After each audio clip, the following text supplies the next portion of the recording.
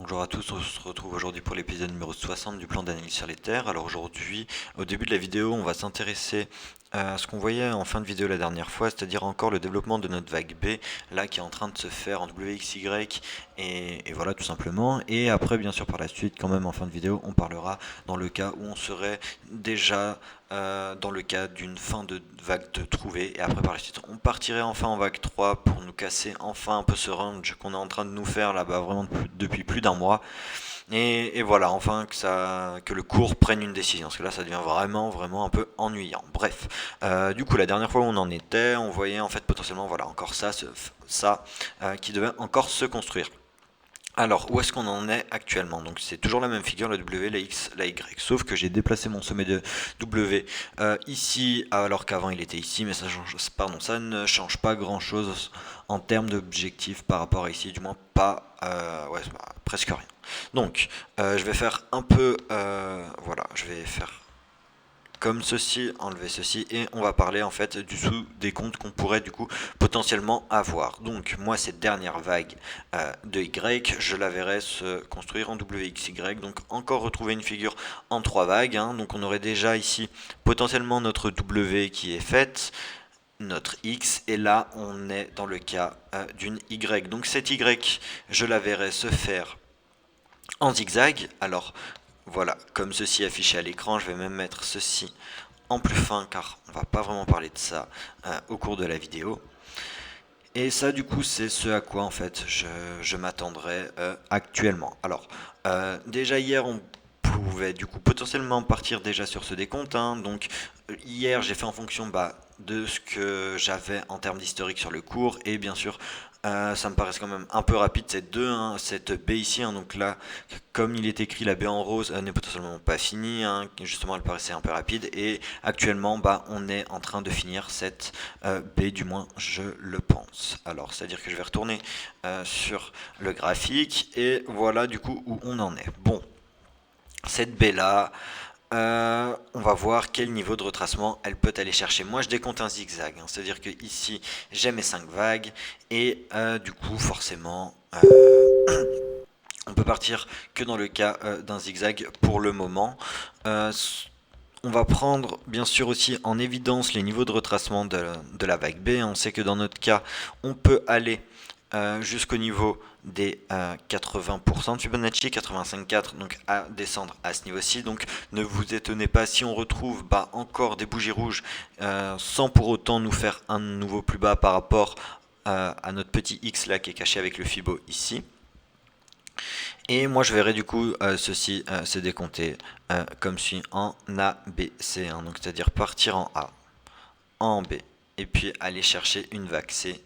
Et vous l'avez compris, la vague C, elle ira aussi chercher une composition en 5 vagues.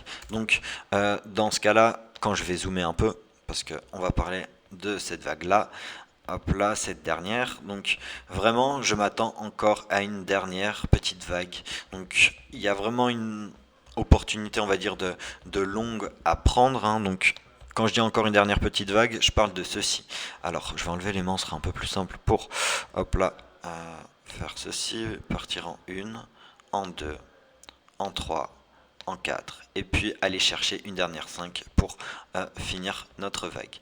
Alors attendez, je vais juste vérifier quelque chose. Ok, non, c'est tout bon. Voilà, comme ça, donc je vais changer le degré de ces vagues là, bien sûr, pour que ce soit un peu plus propre. Voilà, on va mettre ça en minuscule, et ouais, voilà, tout simplement.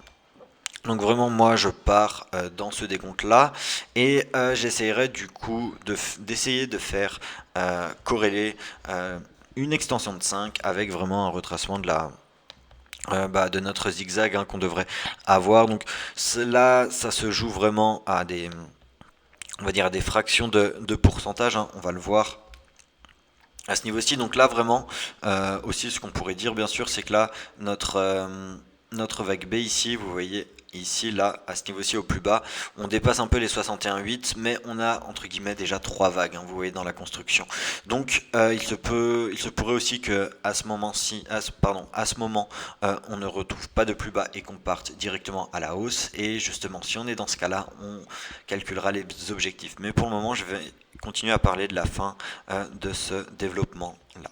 Donc on pourrait vraiment s'attendre à ceci et voir vraiment, voilà, comme dit, une zone dans la un niveau de prix soit au niveau des 76,4 à ce niveau-ci, ou alors une 5 qui finit dans la zone des 85,4. Donc bon, on va essayer de faire corréler justement un de ces Fibonacci avec un objectif de 5. Donc dans ce cas-là, je vais prendre mon Fibo d'extension, je me place ainsi, voilà, en sommet, je vais en racine, pardon, puis je vais en sommet de 1 et j'étends avec le bas, avec le plus haut pour le moment dans la 4 que j'ai. Après, si au cours de la vidéo là ça nous refait un nouveau plus haut, bah on placera notre 4 à ce niveau-ci et voilà, on essaiera de voir si on arrive à faire corréler quelque chose, mais à ce niveau-ci on pourrait avoir une 5 du coup qui se finit au 61,8% Fibonacci et nous ferait du coup une figure entronquée et on irait chercher, comme on le voit ici, aucun objectif, hein, les 61,8% sont ici, on se perd du coup entre les 61,8 et les 76,4. Après, par la suite, notre 5 pourrait aller chercher les 100% de Fibonacci. Donc là, justement, c'est 100% et c'est pour ça que je dis que vraiment la zone aussi des 76,4 est intéressante parce qu'on voit que les 100%, bah voilà, ils sont juste un peu en dessous des 76,4, mais ça pourrait faire une très bonne entrée en longue à ce niveau-ci aussi. Et sinon, dernière possibilité, sont la zone des 85,4 à ce niveau-ci, mais là, du coup, il faudrait faire gaffe, pas mettre son stop loss vraiment trop haut, car on pourrait bien sûr aller chercher les 161,8% d'extension de notre petite 5 à ce niveau-ci.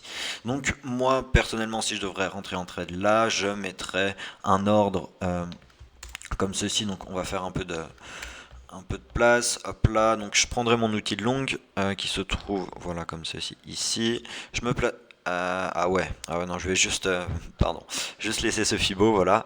Donc on prend notre longue et on se place au 76,4 et là ce qui pourrait être intéressant c'est, voilà, de placer son stop loss au niveau de la X ici, hein, parce que vraiment si on vient péter ce plus bas là, je pense que on aurait du coup déjà notre 2 qui serait fini, on partirait là déjà dans notre grande vague 3, donc on parlera de ça vite fait en fin de vidéo, mais vraiment là ce serait une bonne vraiment opportunité de longue, on va dire, à tenter, hein. On va bien sûr voir avec les objectifs d'extension de l'AC, voir si ça reste toujours intéressant, mais pour le moment on va dire que ça va, hein, c'est pas vraiment catastrophique non plus, un 5% d'exposition ça reste, on va dire, assez correct. Donc si on part là-dessus, on va prendre notre Fibo, on va prendre notre Fibo d'extension et on rappelle les objectifs d'extension des zigzags pour les vagues C sont les 61,8% de Fibonacci, les 100, les 123 et les 161,8. Donc nous on part du principe que voilà, je place vraiment mon Fibo dans la zone des 76,4. Après vous l'avez compris, si ça descend un petit peu, on placera notre Fibo un petit peu en dessous. Mais bon, là pour l'exemple, je me mets à ce niveau-ci.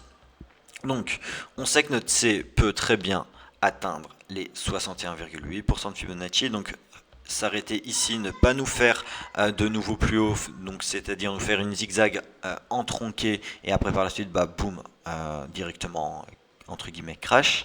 Après par la suite on retrouve les 100% de Fibonacci qui se trouvent à ce niveau-ci, donc déjà là on retrouve un plus haut, donc c'est vraiment une zone qu'on va privilégier par rapport à celle-ci, donc on pourra faire en sorte que les 61,8 correspondent à notre TP de sécu. Et enfin, dernier TP, est vraiment TP qu'on va privilégier dans le cadre d'extension de cette vague C, hein, vous l'avez compris, c'est le TP des 161,8, parce qu'on voit ici que les 161,8% de Fibonacci corrèlent vraiment avec l'extension en fait de notre Y en jaune, hein, donc vraiment de la grosse vague qu'on travaille, hein, donc voilà, de celle-ci. Voilà, celle-ci exactement. Donc ça reste vraiment intéressant je pense, de partir sur un décompte comme ceci. Alors là, on va regarder tout de même avec le ratio, voir s'il est intéressant, si ça peut être envisageable de prendre ce trade ou non. Donc bon, TP de sécu, on a un ratio de 2,21. TP1 majeur, on a un ratio de 3,43 et environ 5,57 pour le dernier. Donc bon, étant donné qu'on va revendre par fraction notre trade, vous l'avez compris, on n'aura pas 5,32 de ratio, mais on aura peut-être 2,5 voire 3. Enfin après tout dépend Tout dépend des reventes qu'on réalisera du coup en fonction des TP, hein. Après par la suite c'est personnel, mais ça reste plus ou moins quelque chose quand même d'intéressant. On n'est pas vraiment non plus sur quelque chose de catastrophique. Donc à voir comment ça va se développer vraiment cette fin de B. Et si bien sûr on n'est pas, on est déjà, enfin pardon, qu'on a déjà notre fin de B actuellement et que du coup bah voilà en fait toutes les vagues se terminent ici, voilà ici, et du coup bah voilà on devrait avoir 5 vagues peut-être en ending, mais bon je vais pas du coup privilégier ceci, mais on va quand même travailler l'extension. Donc là bah en fait rien ne change entre guillemets, hein. Donc c'est à dire qu'on place le Fibonacci au même endroit, hop là, et sauf que au lieu de privilégier la zone des 76,4, bah, on va se placer avec le plus bas qu'on a, et vous allez voir les objectifs, bah, comme dit, hein, les Fibos restent les mêmes, mais les prix changent légèrement, c'est-à-dire que les 61,8 se trouvent ici, les 100 à ce niveau-ci, et ouais, ça change presque pas, hein. Donc étant donné que j'avais pris des rectangles un peu larges tout à l'heure, bah là ça colle en fait quasiment aussi très très bien. Donc voilà, nous on s'attend comme dit encore à une petite baisse, mais pour le moment rien d'affolant, hein. Donc voilà, malgré tout, comme dit en début de vidéo, si on est dans le cas, on développe une vague 2 et et pas justement encore une Y, tout ça. Donc c'est-à-dire que je vais supprimer la Y et je vais afficher les impulsives. Donc si on part vraiment là-dessus, donc une 1, on va chercher une 2, une 3, une 4, une 5. Donc là je vais directement passer en time frame un peu plus supérieur pour que ce soit vraiment plus lisible en mettant ça en plus épais parce qu'on va parler de ça. Et on va mettre, faudrait que j'enlève le cadenas alors tout à l'heure, hop là, non ça va pas, on va mettre ça en mineur, ouais, moi ça peut aller en mineur, ouais très bien. Voilà comme ceci, et du coup vu qu'on vient de parler de tout ça, bah ça je vais maintenant y mettre un peu plus en retrait, pareil du coup pour cette vague-ci, hop là, voilà c'est parfait. Donc c'est-à-dire que la sous-figure en fait là qu'on a travaillé ne change pas, on serait toujours, enfin sauf qu'on serait dans le cas d'une 2. On va voir ensemble que les deux généralement retracent, donc ça aussi, pardon, je vais déplacer ça ici, mais comme dit, un développement, voir ceci, je privilégie pas. Après, comme dit, on est à l'abri de rien, hein, mais pouah, ça serait, dans tous les cas, ça serait vraiment, vraiment long. Ah oui, c'est vrai qu'il y a le cadenas, voilà, c'est pour ça que ça peut pas être déplacé. Mais vraiment, si on est, voilà, dans ce genre de développement. Alors, on va voir où on en est notre vague 2. Donc, notre vague 2, dans ce cas-là, hop là, je prends mon fibo de retracement. Hop là, je me place en sommet, je remonte, et on sait que les deux retracent généralement dans la zone des 50 à 61,8% de Fibonacci.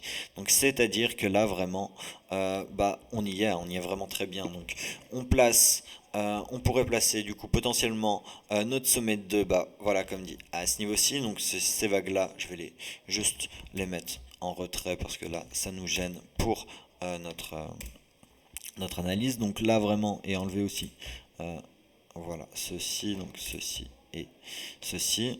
Donc voilà, là on est vraiment dans une très bonne zone de 50 à 61,8 pour prendre un short. Donc à ce moment-là, si on voit que bah, justement après la publication de la vidéo, on voit qu'il y a des bougies rouges, que ça vient péter ce bas là, et bah là vraiment je passerai, on va dire, sur ce plan, et bah c'est parti, let's go, hein. C'est à dire que vraiment si on est dans ce cas là, on va calculer notre objectif de 3. Donc on prend notre fibo d'extension, hop là comme ceci, on se place en racine, on va en sommet, on étend, et on va voir où sont les objectifs. Donc l'objectif qu'on va privilégier pour cette 3, bien sûr, sont les 161,8% de Fibonacci, et comme on le voit, ça nous emmènerait très très bas, hein, donc aux alentours des 471 dollars.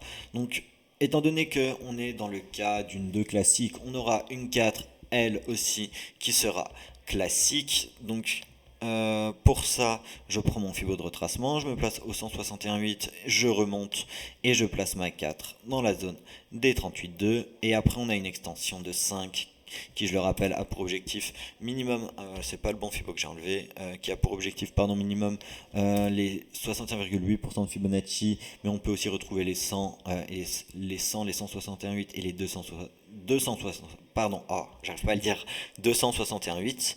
Donc pour ceci, je me place, comme dit à chaque fois, en racine de 1, j'étends mon Fibo, hop là, et je vais en bas de 4. Et on a dit qu'on pouvait du coup avoir les 61,8% de Fibonacci, donc ça nous ferait un double top, voire peut-être un léger plus bas. Et après, on aurait par la suite, bah, en fait, on aurait du coup, est-ce qu'on aurait les 100? Ouais, c'est intéressant de voir. Ouais, on aurait les 100, mais là, ça serait vraiment proche du zéro. Donc bon, dans le cas où on serait vraiment dans ce plan-là, et ben nous, on va privilégier du coup une zone d'entrée aux alentours des 466 $. Mais comme dit ce plan-là, comme on vient de le voir, ça nous emmène très très bas, vraiment très très bas. Et bon, après, comme dit, on est à l'abri de rien, mais je vais pas privilégier un décompte en fait, voilà, qui nous emmène aussi bas, hein. C'est-à-dire que bon. Si je reviens vite fait rapidement sur le graphique d'avant, on va voir que bon, on a un objectif aussi qui est aussi très très bas, mais on a vraiment un autre objectif qui lui est, on va dire encore entre guillemets. Bon après il y a, on n'est pas là pour parler si c'est acceptable oui ou non, mais voilà, qu'est-ce qui se passe là? Ah voilà, c'est parfait. Mais on va voir quand même que c'est entre guillemets un peu moins catastrophique, hein. Donc c'est-à-dire que là, je vais juste changer en fait de graphique parce que là, et c'est pour ça, faites vraiment attention. Mettez-vous bien sur le graphique sur lequel vous tradez parce que il peut y avoir des différences. Là, regardez, note 5 ici, parce que nous, on décompte un zigzag, hein. La ABC en violette, c'est un zigzag. Ici, note 1, note 2, note 3, note 4, note 5. Ici, elle se finit en tronqué. On le voit, hein, aux alentours des 1737. Alors que sur d'autres graphiques, par exemple, sur celui-ci, voilà comme ceci. Ici, note 5, donc je retourne au même endroit. Donc ici, note 1, note 2, note 3, note 4, note 5 se finit au 1756, mais ici on n'a pas de tronqué, c'est-à-dire que dans l'autre graphique, la 3 a été plus puissante, mais on voit que la 5 se finit dans la même zone. Donc c'est pour ça, faites attention, ça peut être en fait vraiment très piégeur, hein. On analyse notre graphique, on se dit ah bah voilà TP ici, stop loss à ce niveau-ci, sauf que bon, on n'a pas pris le bon, voilà, on n'a pas pris le bon graphique par rapport à l'exchange et on se fait avoir et voilà. Donc faites aussi attention à ça en tout cas si vous débutez. Bon. Je voulais revenir, oui, comme dit, sur cet objectif, voilà, pour vous montrer les objectifs d'extension de la VAXC. Donc je vais voilà, remettre ceci comme ceci, et je vais passer en daily pour que ce soit, on va dire, plus simple. Donc nous, comme dit, on attend, voilà, un niveau de prix dans cette zone des 2700-2600. Et donc pour travailler la VAXC, qu'est-ce qu'on fait? On travaille, enfin pardon, on fait un premier clic à ce niveau-ci, un deuxième en bas et un troisième dans cette zone-là. Et dans ce cas-là, nous, on ira privilégier un objectif au 61,8% de Fibonacci qui se trouve aux alentours du coup des 1146 $. Donc bon, là déjà, on va dire en termes, même s'il ne faut pas mettre d'émotionnel, mais on va dire qu'émotionnellement, c'est déjà un peu plus acceptable. Mais après, par la suite, comme dit, si on pète ce niveau-là et qu'on commence à descendre un peu plus bas, alors là, la prochaine zone qu'il faudra mettre en avant est la zone, comme on le voit à l'écran, des 154-200 $. Donc voilà, bon écoutez, je pense que j'aurai à peu près tout dit pour cette vidéo, hein. Donc on verra par la suite comment va évoluer le cours, hein. Donc il se peut aussi qu'il n'y ait pas de vidéo pendant 2-3 jours si vraiment on voit que ça bouge pas, que ça évolue pas. Et voilà, mais du coup j'espère entre guillemets revenir le plus vite possible. Bon bah écoutez, j'espère que la vidéo aura été et merci à ceux qui sont restés jusqu'à la fin.